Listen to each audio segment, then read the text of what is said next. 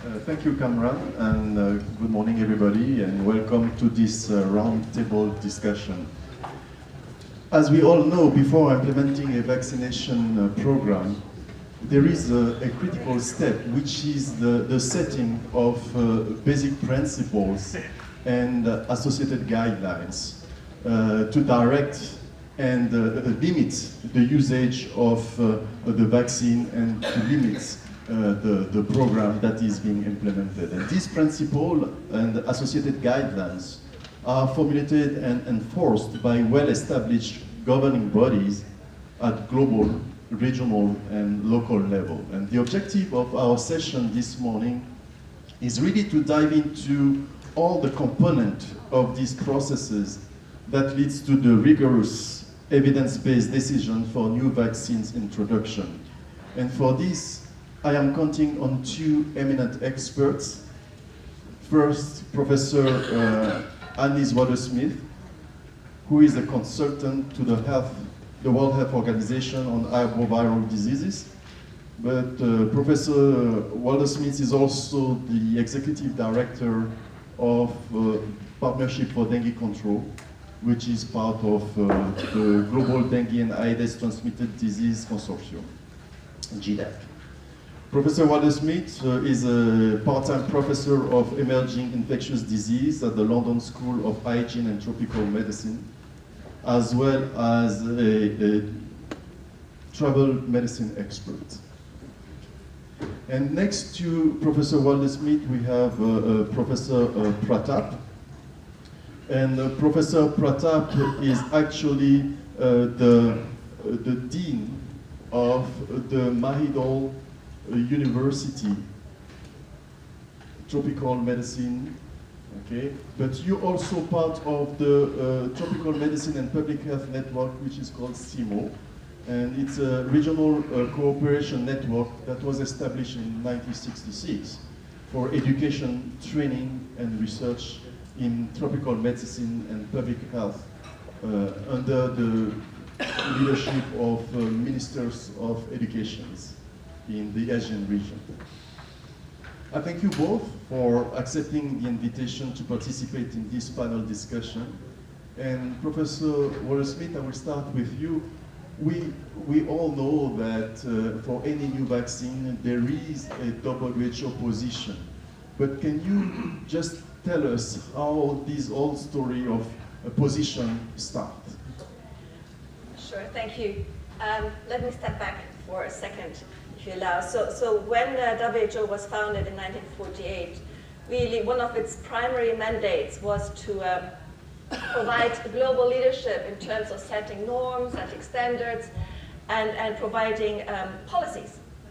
So in this context, SAGE was established in 1999 to provide guidance for vaccines and immunizations. So SAGE stands for Strategic Advisory Group of Experts, and is basically the principal advisory group to WHO to provide recommendations on all vaccine-preventable diseases. So what does SAGE consist of? So SAGE consists of 15 international experts selected because of a range of expertise pertinent to vaccines. And they go through an open call, so there's an open call for nomination, and then they go through a rigorous selection process, and that includes also the completion of a declaration of interest. So now allow me to go through the meetings and operational procedures of SAGE. So every year there are 2 meetings, in April and October. In fact, next week there will be a SAGE, and in fact anyone can come as long as you register. So prior to the SAGE meetings, there are 2 preparatory teleconferences for each of those meetings. And remember, the SAGE meetings themselves are only plenary sessions, so nothing happens behind closed doors. There's extensive representation from key partner organizations, and may I just list a few, for example, Gavi, UNICEF, donor agencies, vaccine manufacturers, technical agencies, NGOs, academia, or sometimes also invited experts. And so they go through a whole process of evidence-based reviews based on grade, and I will talk about that later. There are background documents, and the famous yellow book prepared. The yellow book is literally a thick book, a heavy book. It takes a lot of time to read. Then there's a tracking sheet, follow-up on implementation of those recommendations. We have working groups. And so basically, in brief, SAGE is a neutral forum with strong links with the regional technical advisory groups. And the final outcome is then a position paper that is then published in the WER, the Weekly Epidemiological Record. Yes, but before getting into this position paper, you mentioned that there were 15 experts from different fields. But how does WHO make sure that all the needed expertise is at the table to assess the data? So indeed, there is a lot of input from various bodies, technical groups, advisory committees, and they are listed here, that all provide input into SAGE. But foremost, I think the most important input comes from the SAGE working group. So for every specific disease vaccine, there's a specific working group that prepares the evidence and prepares all the background material that will then feed into that SAGE meeting. Another important, very important role is also the industry that feeds all the background data to the SAGE working groups for them to see through, work through, and then prepare the documents that will be presented to SAGE. I think the slide also shows then the follow-up, the logical. So from SAGE, there will be a recommendation that will be presented to the WHO DG, and then endorsed, and then it will be published as an official WHO position paper in the WER, and then it goes to country decision making. Professor Pratat, is there any similar mechanism at the regional level? Yes, at the regional level, as you can see here, that for immunization activities that going to be, it involves multiple stakeholders. Of course, at the regional level, you will see that now at the Zero region, we have a Zero ITAC. Okay, this Zero ITAC is established in the year 2008. Before that, it was called Technical Consultative Group on Polio Eradication and Vaccine Preventable Diseases. And at the regional level here, the committee we call SEER ITAC also consists of many group of people like program managers, also the epidemiologists, vaccinologists, infectious disease specialists, all sit in this committee. And it also... Professor Pratat, does it mean, for example, that for the dengue vaccine, there has been a special position of the Zero group of experts? Let me see. Let me tell you first that ITAC is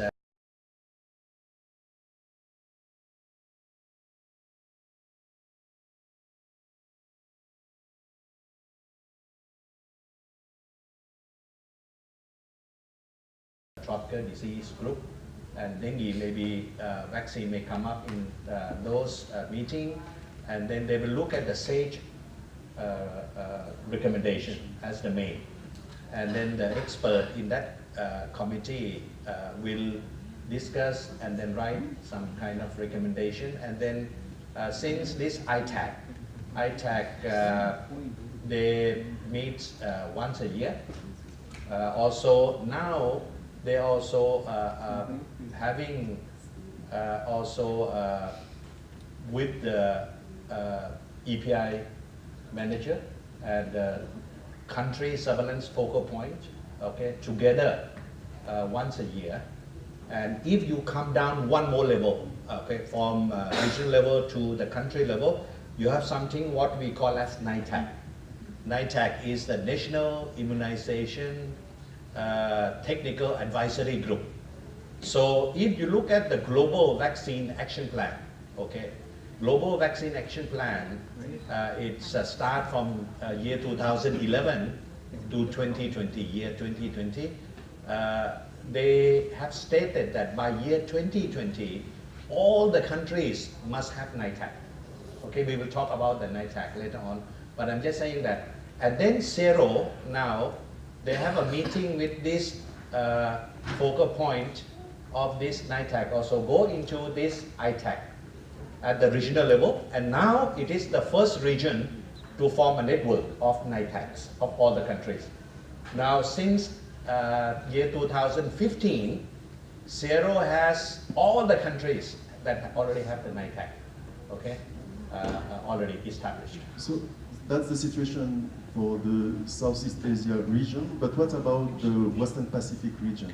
I think in the Western Pacific region, what they call is, they call technical advisory, it's being called the Technical Advisory Group on Immunization and Vaccine Preventable Diseases. So in Western Pacific region, they have some problem because of the small Pacific Island countries, multiple. So what happened is that it is not possible by year 2020 to establish NITACs in all these countries. So I think in the Western Pacific region, they will be different from Zero in that sense, that they may explore, now they exploring the possibility of having the sub-regional kind of committee to cover all these countries, or they may have the external expert, okay, on this recommendation, which is different from the Zero region. Okay, thank you, Professor Pratap. And listening to you, to what you just said, it seems that really both regions are taking advantage of the work that is done by the SAGE at the WHO level. And therefore, Professor Annelies Waller-Smith, can you give us more details about the different steps that are followed by the SAGE to get up to a SAGE recommendation?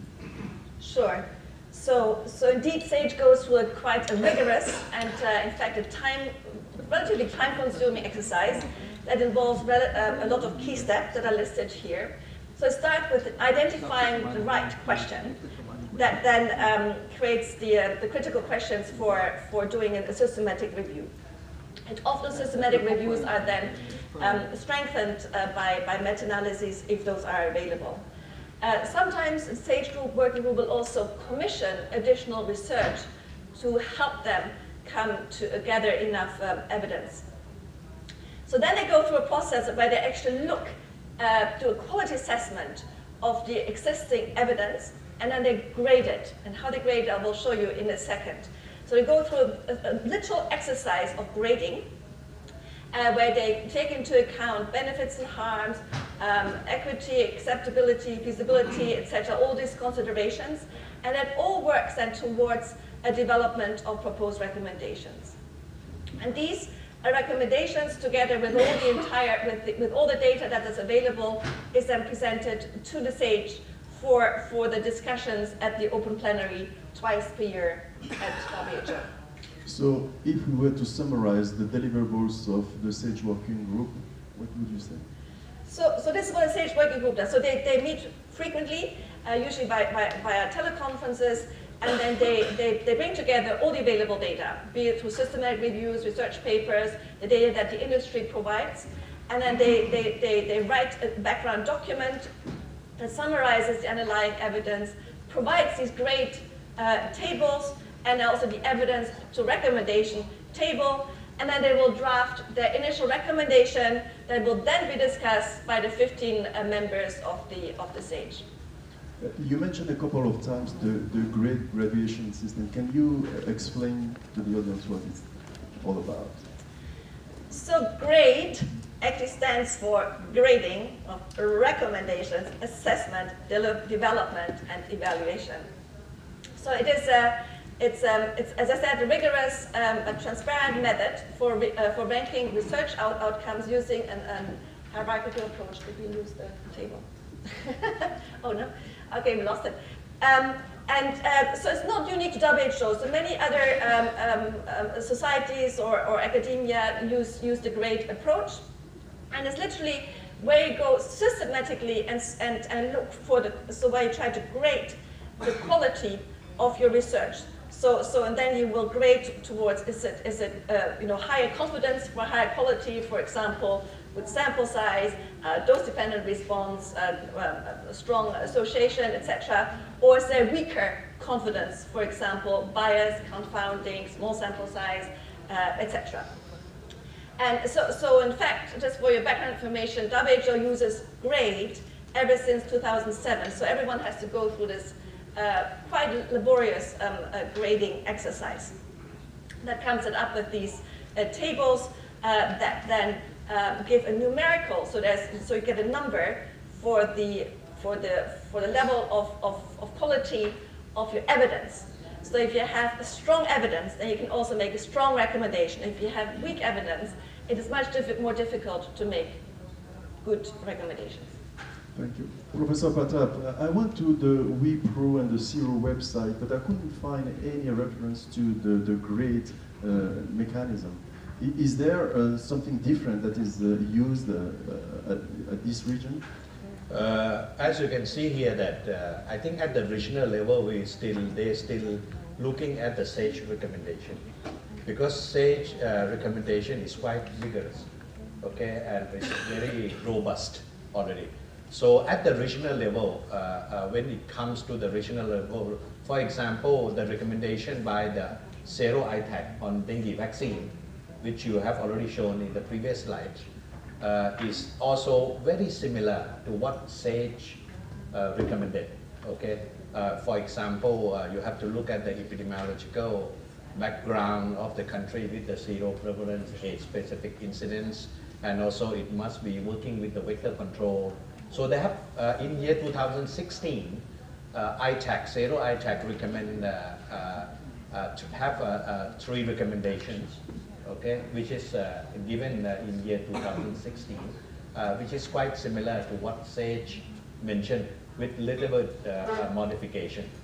So that is about the regional level, which is coming from the working group and then provided feed into the ITAC.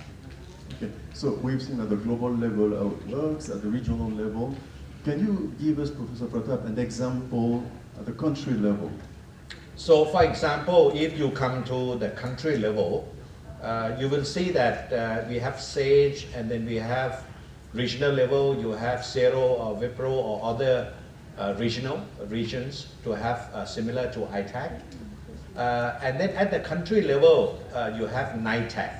Some country call ACIP, ACIP. That is, they call it, like in Thailand, it's the old name. It's called the Advisory Committee on Immunization Practice, which is similar to what now they will be called National Immunization Advisory Group, okay, which is called NITAC. So this NITAC, in fact, according to the Global Vaccine Action Plan, to be complete in the year 2020, they have 6 criteria for NITAC. They want NITAC to be independent. Independent means that the committee should not comprise of the people from the Ministry of Health. Because they want this to be independent and provide the recommendation of the new, let's say, new vaccine to be introduced to the government. And then they can make a decision. Okay, this committee must have at least 6 criteria, NITAC. One is that it should meet once a year by itself. It should have at least 5 areas of expertise under this committee. It should not have all the conflict of interest must be declared, okay, and implemented. There should be a formal terms of reference legally and administratively for this. And also they should circulate the agenda and background document at least a week before. So these are the criteria that they put, and very few fulfill. For example, Thailand, ACIP, the chair is the permanent secretary, so it will fail on this criteria. So I think by 2020 they are going to do that. So if you look at if let's say there is a new immunogens, let's say if it comes, let's say going to make a recommendation, then the ACIP, this is the committee that I said, where the permanent secretary is the chair, or okay, some other committees of the vaccine can make a recommendation, okay, can just push to that. And then if the paper is produced, recommendation, and then it would go into the Ministry of Health, and then if it is passed through, approves, then it go to the National Health Security Office, and then going to go to Cabinet, and then approves with the Finance Ministry, and then it will be approved, okay, more or less.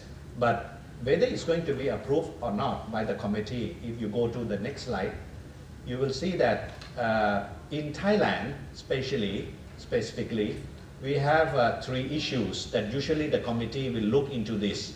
First is the policy issues, and then you have the programmatic issues, and also the outcome anyway. Okay, so the policy issues, usually they look at the public health priority. Okay, that's okay. In theoretical, you have to look at that disease burden, and then also look at all the things that already discussed. Okay, at the global level, safety and all the evidence base. Okay, and then after that, they will be looking at whether that vaccine is okay, would be done by the existing EPI program, okay, logistics and other things, vaccine supply, whether it's going to be available. And then the outcome usually is 3 outcomes. 1, they don't think that they're going to include that vaccine yet. The second is wait and see, because we don't have enough this and that, okay. And the third one, just reject it, okay, that they're not going to put in. So this is going to be the ways of making a decision at the national level. Thank you, Professor Pratat. So, Professor, at least you mentioned the fact that we have a SAGE working group that is drafting the recommendation, and then the recommendation is approved by the SAGE or amended by the SAGE, and then it goes directly to the head of WHO, and it ends up in a position. And this position is published in the weekly epidemiological report. So can you better elaborate on this part? So the position paper is indeed the key reference document, and for every single vaccine has been licensed and that's introduced, you will find such a position paper. So just go and go into the WHO website, you will find it. And so, as I said, it's a result of a very laborious, time-consuming review process that includes extensive peer review, evidence-based, the grading, periodic and plus periodic updating, and is published in a weekly epidemiological record. So I already discussed with you what grade and evidence to decision tables are, and that's all part of that position paper. So now you understand what has all gone into such a position paper. Okay, so before closing this session, because we only have 10 minutes left, I would like to ask the audience if they have any questions to the 2 panelists.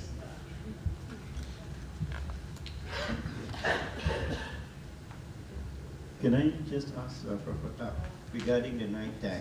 You said that the NITAC is chaired by the Permanent Secretary, and that does not fit in the criteria, and it is not supposed to be a Ministry of Health thing, right? So how does, the question is, how does NITAC get financing, and where does that NITAC recommendation go after it's all been decided? Because you need to have a policy maker that makes the decision to implement it. You are right. That is the issue about the sustainability of NITAC. Now, like for example, in Thailand, if this committee is totally independent, you can imagine, there will be, let's say, Dr. Thawi is the chair. He's going to be the next chair, let's say. So who's going to fund that committee? His staff, secretary, to conduct and then to review all this. So that's why if it is detached from the ministry, then they worry that it will not go very far. So therefore, but anyway, the position, the guidelines of NITAC, if you look at the document NITAC, they will say specifically that they want NITAC to be totally independent. And then they should start thinking of financial finance issue that to run this. And once they make a decision, they just have to, that is a kind of the a committee maybe in the interim, where there is a meeting with the chair and some people with the another which they call the vaccine, a kind of the action plan, country action plan to recommend in that committee. Whether they're going to accept or not, it depends on the government, you see. But the job of this NITAC is just to recommend whether they need a new vaccine to be introduced. Whether that's going to be done or not, it depends on the government, totally. Also for Professor Pratap, how many countries in Southeast Asian region and CERO have now have an ITAG? And number one, and number two, have they made recommendations? For example, your ACIPO in Thailand, have they made a recommendation to the Ministry of Health on dengue vaccine, and what is that recommendation? First, I would say CERO is the first, in the CERO region, by year 2015, all the countries have similar the name as NITAC already, including Timor-Leste, okay? It's already have. They have some way that they could establish. Now, also, last year they have already the network. Those who have a strong NITAC will be helping the other NITACs in CERO region. So CERO region is the first region to have officially declared a very NITAC network. Second, regarding the recommendation of the dengue vaccine into that, it's not happened yet, okay? That it has not gone into the committee, okay, to consider whether they're going to put it or not. Maybe there are some ways, but not totally official. Kind of, I think Dr. Thawi, could you update on this one? Because he's a very close follow-up on these issues more than Could I also ask you or him to say if they hasn't gone to committee yet, why not? You've got a big epidemic going on. You should ask him. I'm more or less the outsider.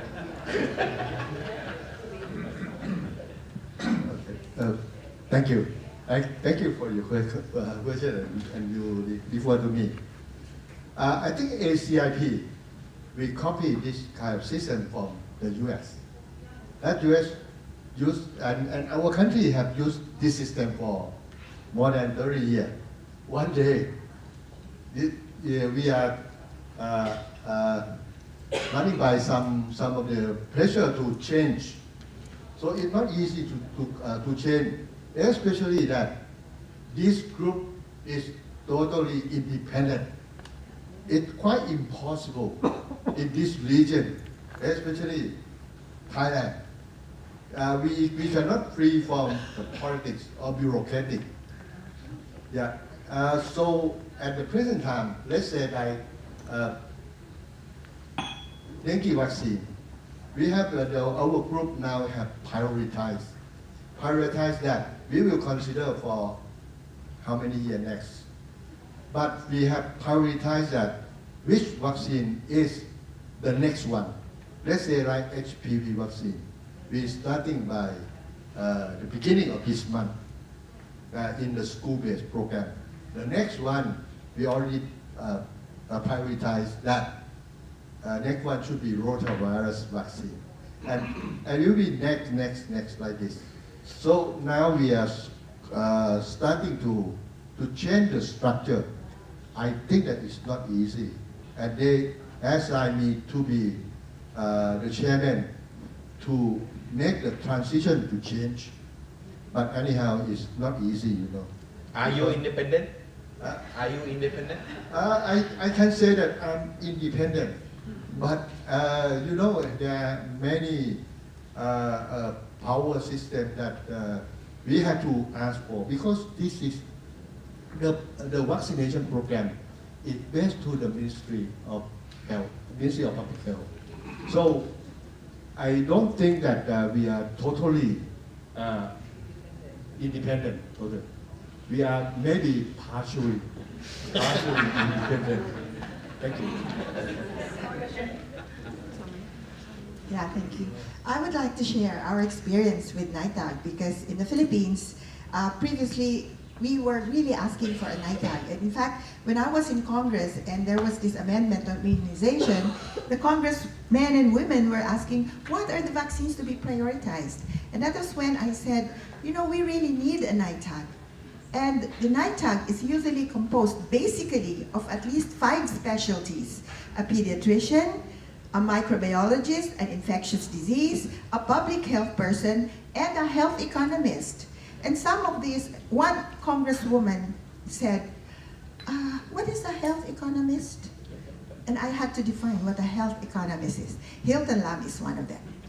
But the thing is, you know, it was supposed to be hearing to legislate amendment on our immunization program. And it was the congressmen and women who were trying their best to see what vaccines are supposed to be in there. It cannot be, because only those specialties that are included in that composition of a NITAG should be able to really give the credibility that it needs. And as Tawi said, sometimes they are being questioned as to their independence. But you know, in the pediatric infectious disease, and Sally knows this, she's former president of the infectious disease. When we try to recommend, or at least put in our immunization schedule, a vaccine, we spend hours debating. When the rotavirus, sometime in 2007, 2008, was being considered for inclusion in our national immunization program, you should have seen the debates that came in within our group as far as what the literature has, you know.